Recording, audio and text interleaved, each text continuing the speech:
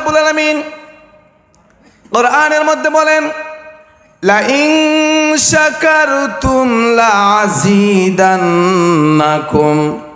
ওয়া লা ইন কাফারতুম ইন্না আযাবি লাশাদীদ।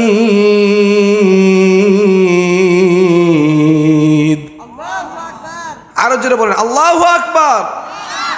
সূরা ইব্রাহিম আয়াত নাম্বার 7 পারা নাম্বার 13 পৃষ্ঠা নাম্বার 15 আল্লাহ রাব্বুল আলামিন বললেন, ও পৃথিবীর মানুষেরা, তোমরা সর্ব অবস্থায় আমার নিয়ামতের শুকরিয়া আদায় করো।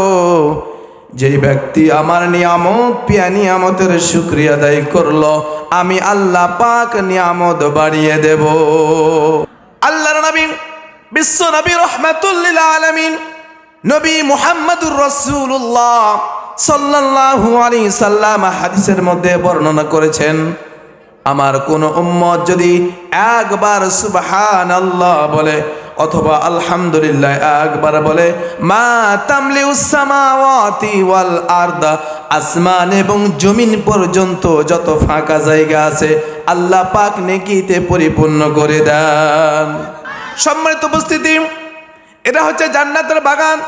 মাইকের আওয়াজ যত দূর পর্যন্ত যায়, আমার প্রিয় ভাইয়েরা যারা রাস্তাঘাটে ঘোরাফেরা করতেছেন, আমার কলিজার টুকরা মা বোনেরা যারা বাসার মধ্যে এখনো আছেন, ও মা, দ্রুত কাজ সেরে এই জান্নাতের বাগানে চলে আসুন। এই জান্নাতের বাগান কিন্তু আগামী কালকে পাওয়া যাবে না, ঠিক কিনা? সম্মানিত উপস্থিতি, এটা হচ্ছে কোরআনের ময়দান, ঠিক কিনা? মহাগ্রন্থ আল কোরআন, এই ময়দানে কোরআন এবং হাদিসের কথা আলোচনা করা হবে। আল্লাহর কোনো বান্দা এবং আল্লাহর কোনো বান্দি যদি এই ময়দানে একটি সুন্নত আঁকড়ে ধরে, একটি আমল করে, আলেম ওলামারা যেগুলো কথা বলবেন, ওই কথার উপর যদি আল্লাহর কোনো বান্দা এবং আল্লাহর কোনো বান্দি যদি আমল করে, এই ফিতনার জামানায় আল্লাহর নবী বিশ্ব নবী রাহমাতুল লিল আলামিন নবী মুহাম্মদুর রাসূলুল্লাহ সাল্লাল্লাহু আলাইহি সাল্লাম বলেন, হাসরের ময়দানে লক্ষ লক্ষ মানুষের সামনে আমি সুপারিশ করে আমি তারে জান্নাতে পৌঁছিয়ে দেব।